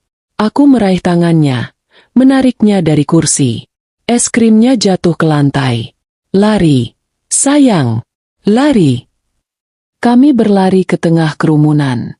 Aku berlari masuk lebih dalam ke lorong-lorong pasar Atom. Lorong-lorong sempit dengan toko-toko kecil yang berdesakan. Lorong-lorong yang biasanya kuhindari karena terlalu padat. Sekarang, keramaian itu adalah penyelamatku. Ibu, ada apa? Teriak Farel, tersandung karena kaget. Jangan lihat ke belakang. Lari. Kita sedang main kejar-kejaran. Aku berbohong padanya, tapi aku harus membuatnya bergerak. Di belakang kami, aku mendengar teriakan. Hei, berhenti. Suara itu keras. Suara pria itu. Aku menarik Farel belok ke lorong penjual kain. Lorong itu dipenuhi tumpukan kain tinggi yang menjulang. Aku harus menghilang. Kami berlari, menabrak beberapa orang yang berteriak marah. Aku hanya bisa bergumam, maaf, maaf, tanpa henti. Aku melihat pintu keluar samping, menuju area parkiran mobil outdoor. Ke sana, Rel, cepat. Kami menerobos keramaian dan berhasil keluar ke area parkir. Udara sore hari yang hangat menyambut kami. Aku melihat mobilku. Mobil yang kuparkir kemarin pagi di bandara. Sekarang ada di sini. Mereka tidak hanya melacakku. Mereka melacak mobilku dari bandara, memindahkannya ke sini untuk menjebakku, dan menungguku kembali ke sana. Mereka tahu aku pasti akan kembali ke mobilku. Mereka sudah merencanakannya. Tapi mereka tidak tahu aku menjual cincin kawin. Farel, kita harus naik mobil, kataku, terengah-engah. Kami masuk ke dalam mobil, ke kursi pengemudi dan penumpang depan. Aku buru-buru menyalakan mesin. Tanganku gemetar. Aku kesulitan memasukkan kunci ke lubang kunci. From. Mesin menyala. Aku memasukkan gigi mundur. Di kaca spion, aku melihat mereka. Dua pria itu keluar dari pusat perbelanjaan. Mata mereka tertuju pada mobilku. Sial. Umpatku. Aku belum pernah mengumpat di depan Farel. Aku tancap gas. Mobil itu melaju mundur dengan cepat. Hampir menabrak sebuah sepeda motor. Aku membanting setir ke kanan, keluar dari tempat parkir itu, dan langsung ke jalan raya. Terjadi kejar-kejaran di jalanan padat Surabaya. Van hitam itu, yang pasti dikendarai oleh pria ketiga yang kutinggalkan di sana, langsung mengikuti. Aku melaju dengan kencang, menembus lampu merah yang baru saja berganti kuning. Klakson mobil lain berteriak marah di belakangku. Ibu, pelan-pelan, teriak Farel. Dia memegang sabuk pengamannya erat-erat. Ibu tidak bisa, sayang. Mereka mengejar kita. Aku harus berpikir. Aku tidak bisa melawan kecepatan mereka di jalan besar. Van itu lebih besar, lebih bertenaga. Aku harus kembali ke jalanan kecil. Aku ingat jalan-jalan tikus. Jalan-jalan sempit di belakang area pasar atom. Jalanan yang digunakan para pedagang untuk memuat barang. Jalanan yang Google Maps pun tidak bisa memetakannya dengan baik. Aku membanting setir ke kiri, memotong jalur, dan masuk ke sebuah gang sempit di samping toko bangunan. Mobilku berderit saat ban mobilku menghantam lubang jalan. Di kaca spion, van hitam itu mengikutiku. Mereka tidak gentar. Gang itu semakin sempit. Kanan dan kiri dipenuhi tumpukan kardus dan gerobak. Aku harus melaju perlahan. Masuk, masuk. Teriakku pada diriku sendiri. Aku melihat sebuah jalan kecil lagi, lebih sempit. Ini pasti jalan tikus ke area bongkar muat pasar. Aku membanting setir ke kanan lagi. Van hitam itu mencoba mengikutiku, tapi ukurannya terlalu besar. Bagian depan van itu menghantam tumpukan kardus, menyebabkan tumpukan itu berhamburan. Itu memperlambat mereka. Aku mendapat waktu beberapa detik. Aku melaju terus. Jalan itu membawa kami kembali ke area pasar atom yang lain. Di sini, suasananya adalah pasar tradisional. Orang-orang berjalan kaki, becak, sepeda motor, tumpukan sayuran. Ini adalah kekacauan. Aku memelankan mobilku. Van itu pasti akan kesulitan masuk ke sini. Aku melihat ke depan. Area pasar ini sangat ramai. Aku punya ide gila. Farel, dengarkan ibu. Kita harus lari dari mobil ini, kataku. Tapi mobil kita, Bu. Tidak apa-apa. Kita tinggalkan. Aku memarkir mobilku di tempat yang sangat tidak mungkin. Di depan kios penjual bumbu, menghalangi becak yang sedang lewat. Aku mematikan mesin. Cepat, Rel, keluar. Kami berdua keluar dari mobil. Aku tidak mengunci pintunya. Biarkan saja. Itu akan menjadi pengalih perhatian. Aku menarik tangan Farel. Kami lari masuk ke dalam lorong pasar yang penuh dengan keramaian orang. Aku menabrak seorang ibu yang menggendong belanjaannya. "Hei, mobilmu di sana!" teriak seorang pria. Aku tidak peduli. Aku terus berlari. Aku tahu, di keramaian seperti ini, pria-pria besar dari van itu akan kesulitan mengejarku. Mereka akan mudah dikenali. Mereka akan terlihat mencurigakan. Aku menarik Farel masuk ke kerumunan yang semakin padat. Aku harus menembus pasar. Aku harus keluar dari sisi lain, ke jalan yang tidak diketahui van itu. Kami berlari dan berjalan cepat, melewati lapak ikan, lapak daging. Baunya menusuk hidung. 5 menit kemudian, kami keluar dari pasar, di jalan yang berbeda. Di sini, ada bus kota, angkutan umum yang berdesakan. Ini adalah dunia yang berbeda dari perumahan elitku. Aku melihat ke belakang. Tidak ada van hitam. Tidak ada pria-pria besar. Kami berhasil lolos. Kami terus berjalan kaki, semakin jauh dari pusat perbelanjaan itu. Aku tidak bisa lagi mengandalkan uang. Aku tidak bisa lagi mengandalkan anonimitas. Mereka sudah melihat wajahku.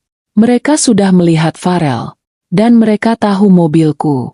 Aku menyadari satu hal. Aku tidak bisa sendirian lagi. Aku butuh bantuan dari seseorang yang cerdas. Seseorang yang punya sumber daya. Seseorang yang tidak akan percaya pada kebohongan Adrian. Dan aku tahu siapa orang itu. Orang yang selalu membenci Adrian. Kami naik angkutan umum yang penuh sesak. Aku membayar dengan uang receh yang tersisa di dompetku. Kami turun beberapa kali, berganti angkutan, hanya untuk memastikan kami tidak diikuti. Aku mematikan ponselku. Aku tidak akan menyalakannya lagi kecuali dalam keadaan darurat. Akhirnya, setelah hari yang panjang dan melelahkan, kami sampai di area Manyar. Area yang tidak pernah kukunjungi sejak kuliah. Aku menarik Farel masuk ke lobi sebuah gedung perkantoran tua. Di salah satu lantai atas, ada kantor kecil sebuah majalah berita. Tempat tujuanku, kantor majalah investigasi radar. Aku mencari nama itu di papan nama kantor. Raka Kusuma, redaktur pelaksana. Raka adalah sepupuku, putra dari adik mendiang ayahku. Dia dan Adrian tidak pernah akur. Adrian menganggap Raka hanya jurnalis idealis miskin. Raka menganggap Adrian pengusaha kotor yang munafik. Permusuhan mereka selalu jadi lelucon keluarga. Sekarang, permusuhan itu adalah satu-satunya harapan kami.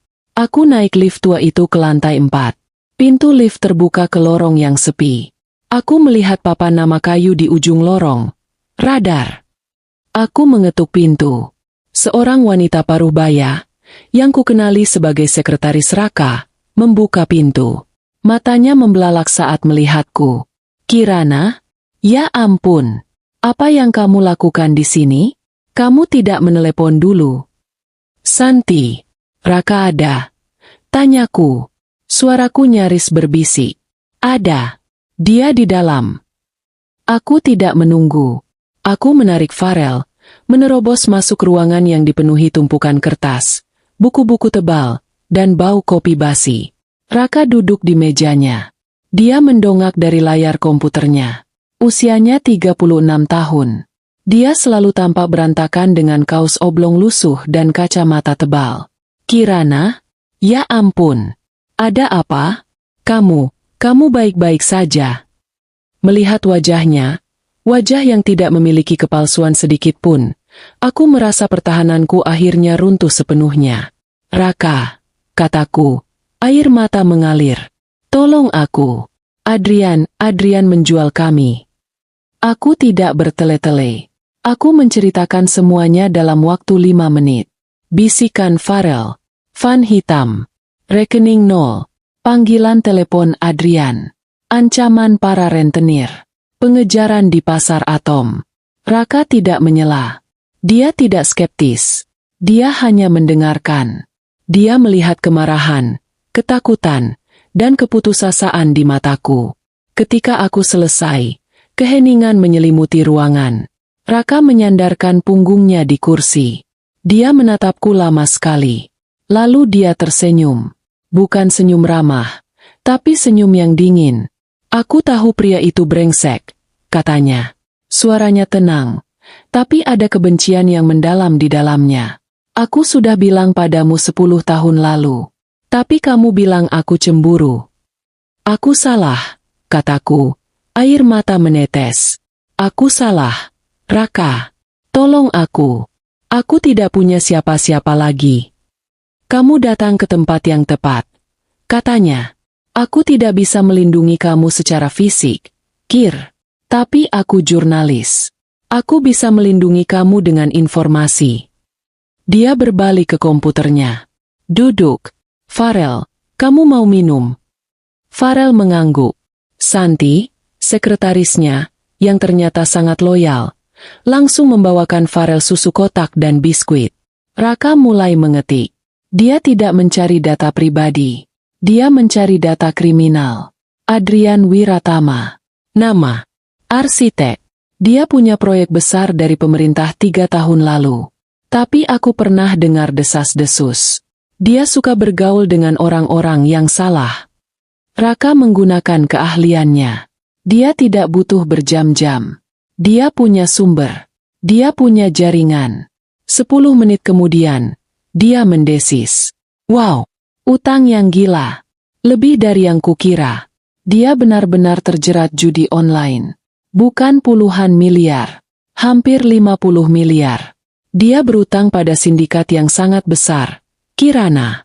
Bukan rentenir ecek-ecek. Mereka juga terlibat penyelundupan dan pencucian uang. Lalu kenapa mereka melepaskannya? Raka menunjuk layar komputernya. Ini yang aneh. Utang sebesar ini tidak bisa dilunasi dengan jaminan rumah. Apalagi istri dan anak. Mereka akan menyiksa Adrian sampai mati. Tapi Adrian bilang dia punya rencana besar. Dia bilang dia akan dapat uangnya. Itu yang kubaca di email. Uang apa? Raka berpikir keras. Proyeknya sedang mandek. Semua asetnya di Surabaya sudah ia hipotekan atau ia jual. 50 miliar. Itu jumlah yang hanya bisa didapat dari, ya ampun. Raka tiba-tiba membeku. Matanya yang tertutup kacamata menatap lurus ke depan. Aku butuh satu hal lagi, katanya. Dia mengetik sesuatu. Google search. Polis asuransi jiwa besar untuk suami istri. Lalu dia mencari data yang lebih spesifik. Dia mencari informasi dari sumber rahasianya. 5 menit kemudian, Raka berbalik. Wajahnya pucat. Dia tidak lagi terlihat marah. Dia terlihat terkejut. Farel benar, bisik Raka. Benar apa? Tanyaku. Jantungku berdebar. Bisikan itu. Farel salah dengar kata-katanya. Kir. Bukan, habiskan saja. Asuransikan saja. Aku mengernyit. Asuransikan. Adrian mengambil polis asuransi jiwa besar atas namamu. Polis yang sangat besar. Kirana. Senilai 60 miliar rupiah. Penerima manfaat tunggalnya, Adrian. Aku tidak mengerti. Dia tidak bisa mendapatkan 60 miliar tunai. Dia tidak punya aset. Tapi kalau kamu mati, kata Raka, mengucapkan kata itu dengan hati-hati. Dia bisa mengklaim polis itu.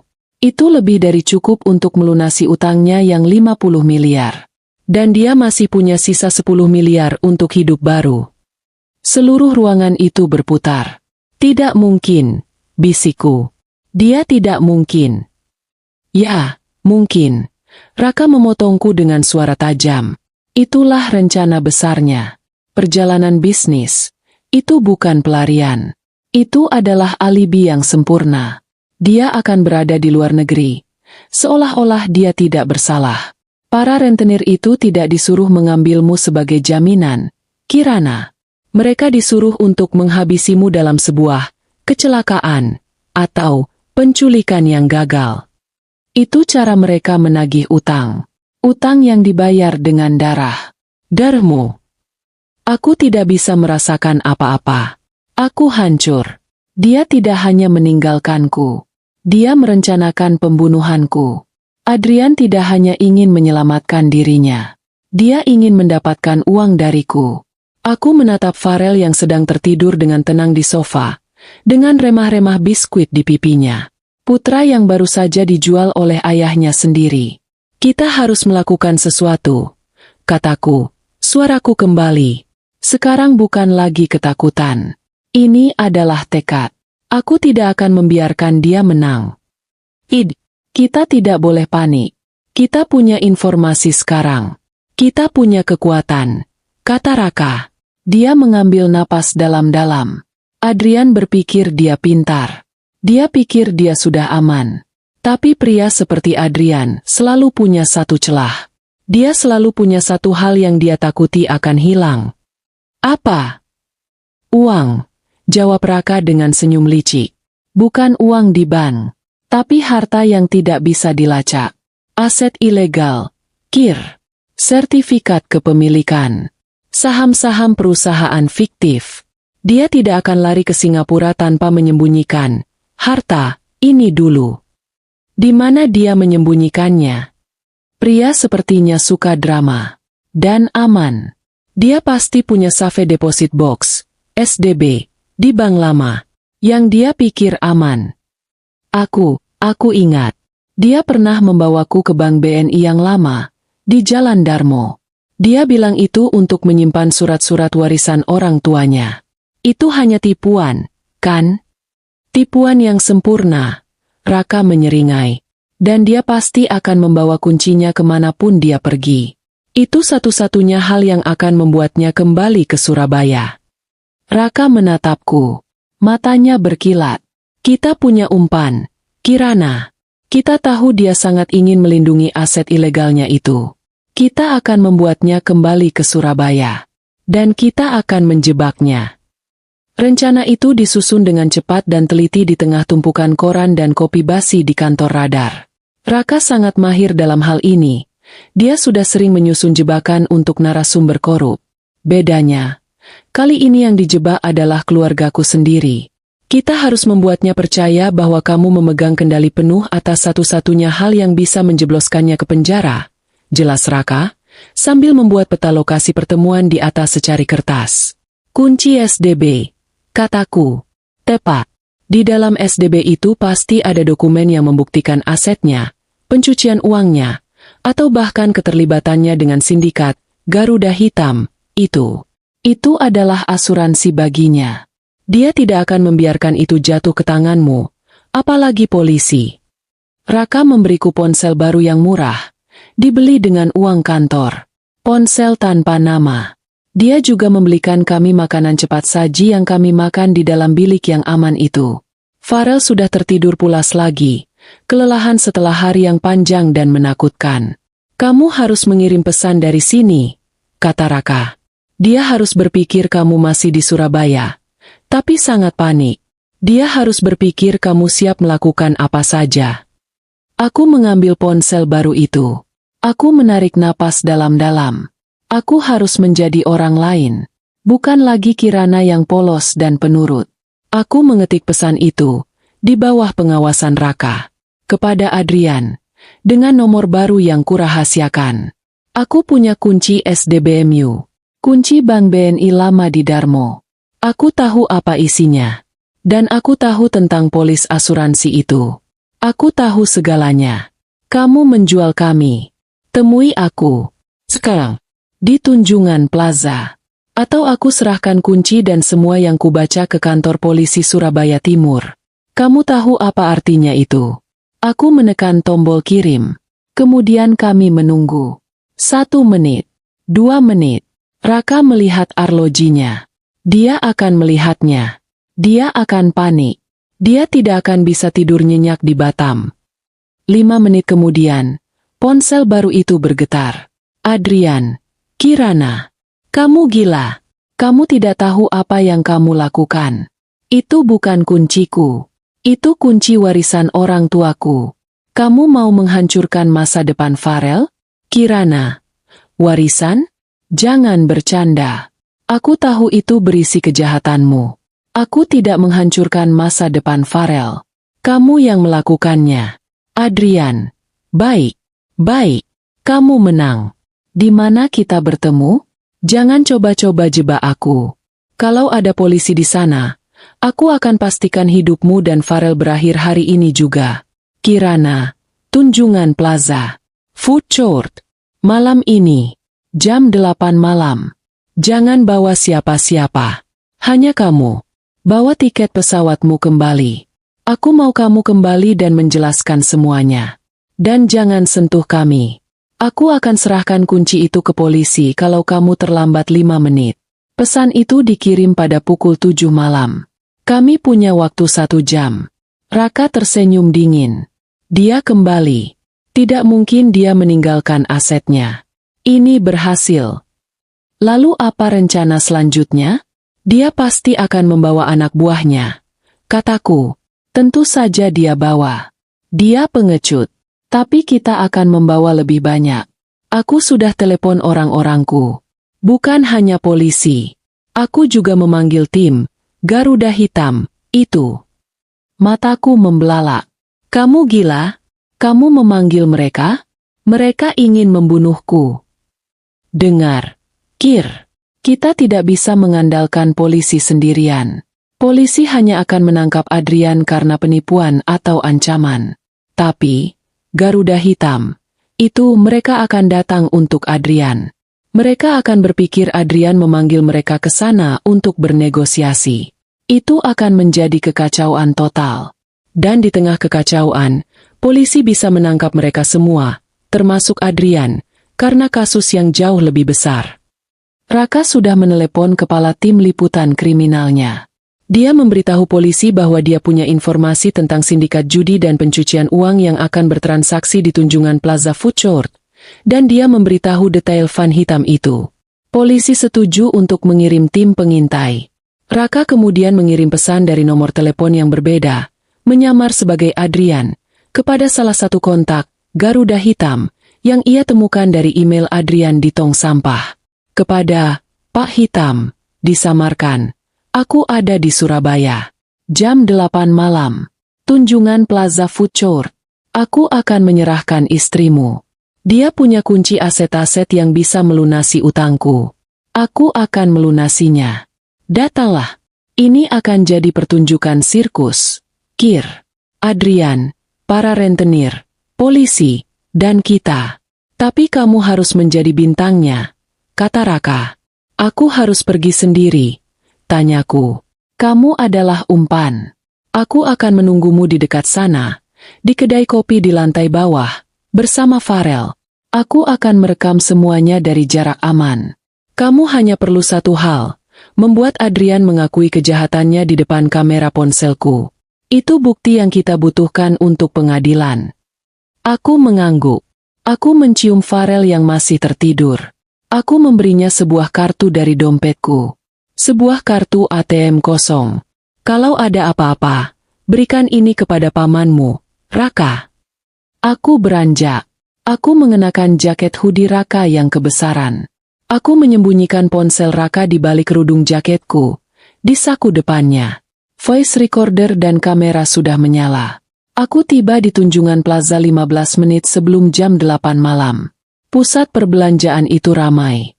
Aku naik eskalator ke food court di lantai atas. Aku memilih meja di sudut, yang menghadap ke pintu masuk utama food court. Di sana aku bisa melihat siapa saja yang datang. Aku duduk sendiri. Di sekelilingku, orang-orang makan, tertawa, dan bergosip. Kehidupan yang normal. Jauh dari perangkap kematian yang kurancang. Tepat jam 8 malam. Adrian datang. Dia tidak memakai kemeja polonya yang rapi. Dia mengenakan jaket denim dan topi baseball yang ditarik ke bawah. Dia tampak panik, tapi matanya dingin. Dia terlihat seperti buronan. Dia berjalan cepat ke mejaku. Mana kuncinya? Kirana, desisnya. Dia tidak menyapa. Dia tidak bertanya kabarku. Dia langsung pada intinya. Aku menatapnya. Wajahnya yang familiar itu, kini terlihat seperti topeng yang berdarah. Kamu sudah tahu semuanya, kan? Tanyaku, suaraku tenang. Itu membuat Adrian semakin gelisah. Aku tidak tahu apa-apa. Aku hanya mau kunci itu. Itu bukan milikmu, Kirana. Kamu tidak berhak mengambilnya. Tidak berhak? Aku tidak berhak? Aku yang tidak berhak. Adrian, setelah kamu menjualku ke para pembunuh bayaran itu? Setelah kamu meninggalkan putramu sendiri? Wajah Adrian menjadi pucat. Jangan keras-keras. Mereka mendengarkan. Aku tidak menjual siapapun. Aku panik. Utangnya terlalu besar. Jadi kamu memilih utang daripada hidup kami? Katakan itu.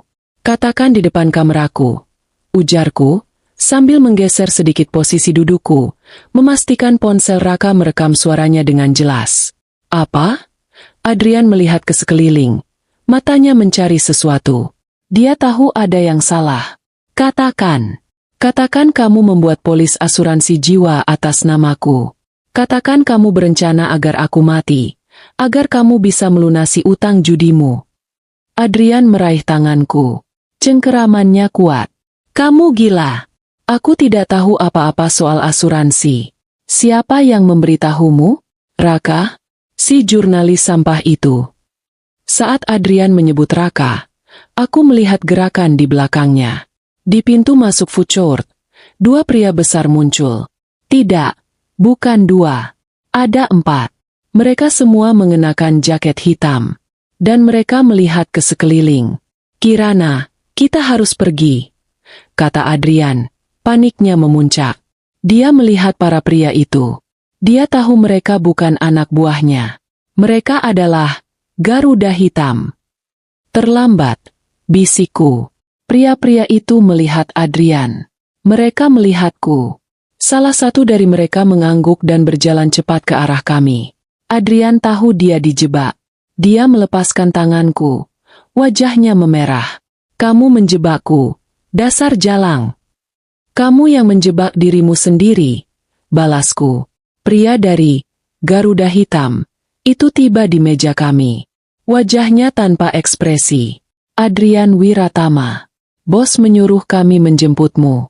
Dan kunci itu. Aku tidak punya kunci.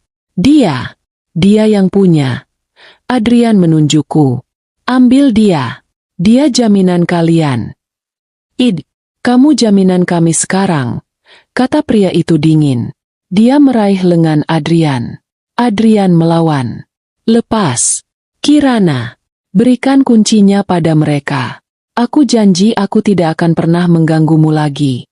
Kamu dan Farel akan aman. Terlambat, Adrian, kataku. Saat Adrian bergumul dengan preman